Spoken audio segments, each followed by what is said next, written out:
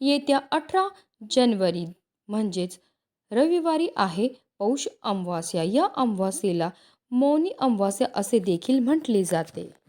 या दिवशी सूर्य आणि चंद्र दोन्ही मकर राशीत असतात. त्यामुळे या दिवशी स्नान, दान, जप, तप आणि पितरांचे तर्पण करणे खूप शुभ मानले जाते. मौनी अमावास्येच्या दिवशी ब्रह्ममुहूर्तावर पवित्र नद्यांमध्ये स्नान करणे विशेष महत्त्वाचे. यामुळे पुण्य मिळते आणि आयुष्यात सुख समृद्धी येते. मौनी अमावास्येच्या दिवशी गंगाजल अमृतासारखे होते असे मानले जाते. या दिवशी गंगेत स्नान केल्याने अक्षय फळ मिळते. मौनी म्हणजे मौन धारण करणारा. धार्मिक मान्यतानुसार या दिवशी मौन पाळून स्नान, जप, ध्यान आणि दान केल्याने मन शुद्ध होते आणि आध्यात्मिक शांती मिळते. मौनी अमावास्येला भगवान विष्णू आणि शिवपूजन केल्याने विशेष पुण्य प्राप्त होते असे धर्मग्रंथात सांगितले आहे. या दिवशी गरजू लोकांना अन्न, वस्त्र, धान्य आणि धन दान केल्याने लक्ष्मी कृपा होते असे म्हटले जाते. मौनी अमावास्येच्या दिवशी पूर्वजांचे पिंडदान, श्राद्ध आणि तर्पण करावे. असे केल्याने पितृदोषापासून सुटका होते. अमावास्येच्या दिवशी पिंडदान, श्राद्ध आणि तर्पण करून पितृ प्रसन्न होतात आणि आशीर्वाद देतात. असे मानले जाते की अमावास्या हा दिवस आहे जेव्हा पूर्वज आपल्या वंशजांना भेटण्यासाठी पृथ्वीवर येतात. अशा स्थितीत या दिवशी उपवास केला पाहिजे. तसेच आपल्या पूर्वजांच्या नावाने दान, धर्म आणि अन्नदान केले पाहिजे. असं केल्यामुळे आपले पितृ आपल्यावर प्रसन्न होतात. तसेच अमावास्येच्या दिवशी पिंपळाच्या झाडाला जल अर्पण करणे आणि संध्याकाळी दिवा लावल्याने पूर्वजांच्या आत्म्याला शांती मिळते. या दिवशी सूर्य आणि चंद्राचा संयोग खूप फायदेशीर मानला जातो. या दिवशी सर्वार्थ सिद्धी योग देखील तयार होत आहे. मौन व्रत आणि ध्यान केल्याने आत्म्यांना शांती मिळते.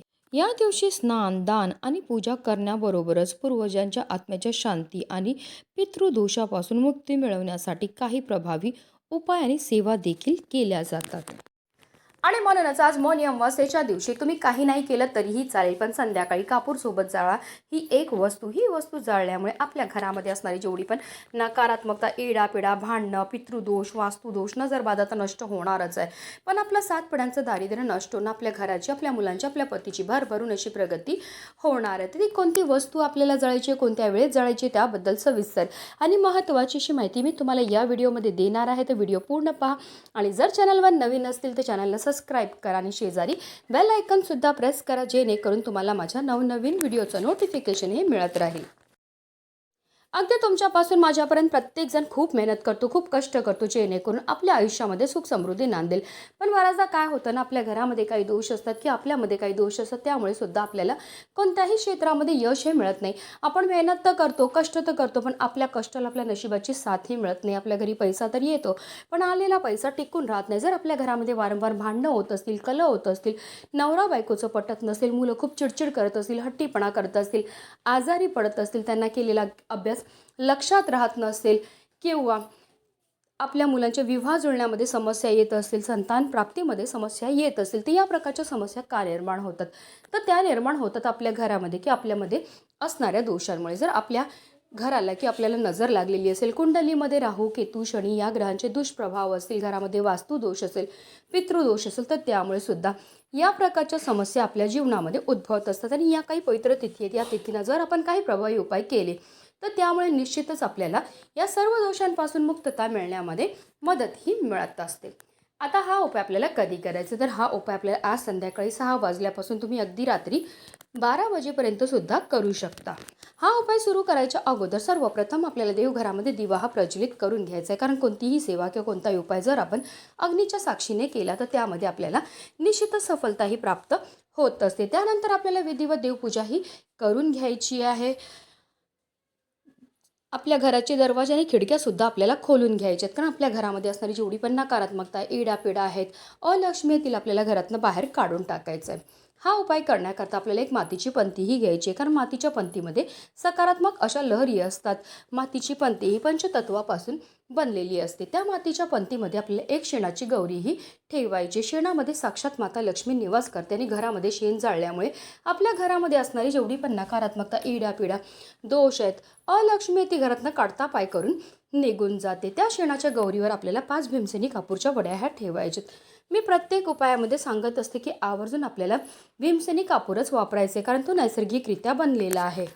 त्याच्यामध्ये असलेले जे तत्व आहे ते आपल्यामध्ये आणि आपल्या घरामध्ये असणारी जेवढी पण नकारात्मकता, इडापिडा, ग्रहदोष, वास्तुदोष, पितृदोष दूर करण्याकरता अतिशय प्रभावी मानला जातो. त्याचबरोबर आपल्याला 5 लवंगा आणि 3 हिरव्या वेलची सुद्धा घ्यायच्या. ज्या लवंगा आणि हिरव्या वेलची आपण घेणार आहेत त्या व्यवस्थित पाहून घ्यायच्या. त्या अखंड असाव्या, कुठेही तुटलेल्या फुटलेल्या किंवा खराब झालेल्या नसाव्या. ज्याप्रमाणे लवंगा आणि हिरव्या वेलची आपल्या जीवनाची चव वाढवतात, त्याचप्रमाणे आपलं भाग्य उजळायचं काम सुद्धा करत असतात. तसेच लवंग आणि हिरव्या वेलची ह्या माता लक्ष्मीला सुद्धा अतिशय प्रिय आहेत. आणि जेव्हा पण आपण माता लक्ष्मीला प्रिय असणाऱ्या वस्तूंपासून काही उपाय किंवा सेवा करतो, तर त्यामुळे आपल्या जीवनामध्ये असणारा जो दारिद्र्य आहे ते दूर होण्यामध्ये मदत मिळते आणि माता लक्ष्मीची आपल्यावर भरभरून कृपाही होत असते. त्याचबरोबर आपल्याला थोडेसे काळे तिळ सुद्धा घ्यायचे आहेत. अमावास्येच्या दिवशी काळ्या तिळांना अनन्यसाधारण असं महत्त्व आहे. तिळांची उत्पत्ती ही श्रीहरी विष्णूंच्या घामापासून झाली होती. तसेच काळे तिळ हे आपल्या पितरांना सुद्धा समर्पितात. आणि जेव्हा पण आपण काळ्या तिळांपासून काही उपाय किंवा सेवा करतो, तर त्यामुळे आपल्या जीवनामध्ये असणारा प्रखरातला प्रखर पितृदोष, ग्रहदोष, शत्रुपीडा, दारिद्र्य दूर होण्यामध्ये मदत ही मिळत असते. कारण तिळांना दारिद्र्यनाशक असं सुद्धा म्हटलं जातं. आता हे काळे तीळ आपल्या घरामध्ये जेवढे पण सदस्य आहेत त्या प्रत्येक सदस्याच्या डोक्यापासून पायापर्यंत आपल्याला 7 वेळा उतरवायचे. आणि त्यानंतर हे काळे तीळ सुद्धा आपल्याला त्या मातीच्या पंतीमध्ये नेऊन टाकायचे आहेत. आता देवघरामध्ये प्रज्वलित असलेल्या दिव्याच्या मदतीने आपल्याला या मातीच्या पंतीमध्ये असणारा जो कापूर आहे तो प्रज्वलित करून घ्यायचा आहे. कापूर प्रज्वलित झाला की त्यामध्ये आपल्याला थोडंसं तूप सुद्धा टाकायचं. तूप टाकल्यामुळे प्रचंड धूर हा निर्माण होतो. काही वेळाकरता ही मातीची पंती आपल्याला देवघरामध्येच ठेवायची. त्यानंतर ही मातीची पंती आपल्याला तिकडनं उचलायची आणि याचा जो धूर आहे तो आपल्या संपूर्ण घरामध्ये श्री स्वामी समर्थ किंवा ओम पितृदेवाय नमः या प्रभावी मंत्राचा जप करत फिरवायचं. संपूर्ण घरामधनं फिरवून झाल्यानंतर आपल्या मुख्य प्रवेशद्वाराच्या उंबरठ्याच्या बरोबर मधोमध नेऊन या मातीच्या पंतीला आपल्याला ठेवायचं आहे. जिथपर्यंत कापूर प्रज्वलित आहे तिथपर्यंत निरंतर आपल्याला मंत्राचा जप हा करायचा आहे. जेव्हा आपण कापूरसोबत या वस्तू जाळतो त्याचबरोबर मंत्राचा जप करतो, त्यामुळे आपल्या घरामध्ये असणारी जेवढी पण नकारात्मकता, इडापिडा, ग्रहदोष, वास्तुदोष, पितृदोष, अलक्ष्मी असते ती घरात न काढता पाय करून निघून जाते. आणि ज्या घरामध्ये कोणत्याही प्रकारचे दोष नसतात त्याच घरामध्ये माता लक्ष्मीचं आगमन हे होत असतं. तर या मातीच्या पंथीमध्ये असणारा कापूर शांत झाला की त्यामध्ये काही वस्तू असतील ज्या जळालेल्या असेल, काही नाही जळालेले असेल, तर त्या वस्तू आपल्या घरापासून लांब नेऊन फेकून द्यायच्यात. अशा रीतीने आपल्याला हा उपाय जो आहे तो आज संध्याकाळी करायचा आहे. म्हणूनच व्हिडिओ जास्तीत जास्त लोकांपर्यंत शेअर करा. श्री स्वामी समर्थ.